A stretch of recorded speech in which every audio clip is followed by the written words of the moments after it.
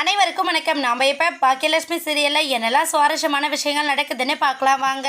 நம்ம கோபி கம்பெனியை க்ளோஸ் பண்ணிட்டாரு, டோட்டலாக ஆஃபீஸ்க்கு போகாமல் வீட்டில் தான் இருக்காரு அப்படிங்கிற விஷயத்த நம்ம ராதிகா தெரிஞ்சுக்கணும். அது மட்டும் இல்லாமல் கம்பெனியை சீல் வச்ச விஷயம் கூட நம்மக்கிட்ட சொல்லாமல் மறைக்கிறார் அப்படின்றத நம்ம ராதிகா தெரிஞ்சுக்கிட்டு கோபி கிட்ட சரியான பண்ண போகிறாங்க. காரணம் என்னன்னு பார்த்தீங்கன்னா, மறைச்ச கோபி ஒரு மனதைரியம் இல்லாமல் ரொம்ப கோலத்தனமாக குடிச்சது மட்டும் இல்லாமல் குடிச்சிட்டு வம்படியாக வீட்டுக்கு வராரு. வீட்டுக்கு வந்த கையோட ஃபுல்லாக ட்ரிங்க் பண்ணிட்டு நேராக வீட்டுக்கு வராரு. வீட்டுக்கு வந்த கோபி என்ன பண்ணுறாருன்னா, நம்ம ராதிகாவும் கூப்பிடாம ஒரு பக்கம் பாக்கியா செல்வி எல்லாரும் சமையக்கட்டில் அவங்களோட வேலையை பார்த்துக்கிட்டு இருக்கா. அந்த டைமில் ஃபுல் போதையில் உள்ளே போகிறாரு. உள்ளே போனதை பார்த்ததுமே நம்ம பாக்கியா ஒரு நிமிஷம் அப்படியே ஆடி போயிடறாங்க. என்னது இந்த மனுஷன் எவ்வளோ பட்டாலும் திருந்தாமல் திரும்ப குடிச்சிட்டு வீட்டுக்கு வந்திருக்காரு, இந்த விஷயம் ராதிகாவுக்கு தெரிஞ்சால் என்னாகும் அப்படிங்கிற மாதிரி அவங்க ஒரு பக்கம் யோசிக்க, அந்த டைமில் நம்ம கோபி என்ன பண்ணுறேன்னா, சுடு தண்ணி வைக்கிறேன் அப்படிங்கிற பேரில் ஸ்டவ்வை ஆன் பண்ணிவிட்டு ஒரு பக்கம் இன்னொரு பக்கம் அந்த பாத்திரத்தில் வச்சுட்டு தண்ணி சூடாகவே இல்லை அப்படின்னு சொல்லிட்டு தொட்டு தொட்டு பார்த்துக்கிட்டு இருக்காரு நம்ம கோபி.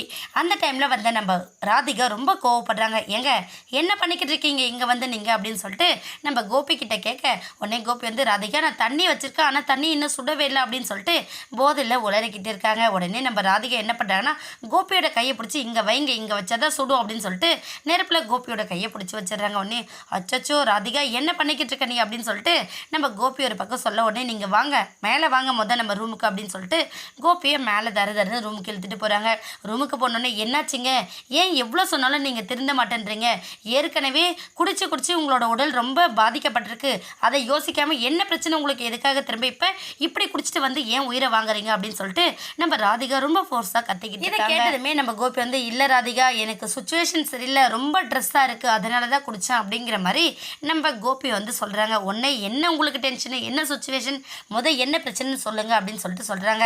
நீங்கள் எதுவும் சொல்ல வேணாம், நீங்கள் போதையில் கண்டபடி உளருது எனக்கு கொஞ்சம் கூட பிடிக்கல, போய் படுத்து தூங்குங்க அப்படின்னு சொல்லிட்டு நம்ம கோபியை கீழே தள்ளி விட்டுட்டு அவங்க பட்டு போயிடுறாங்க.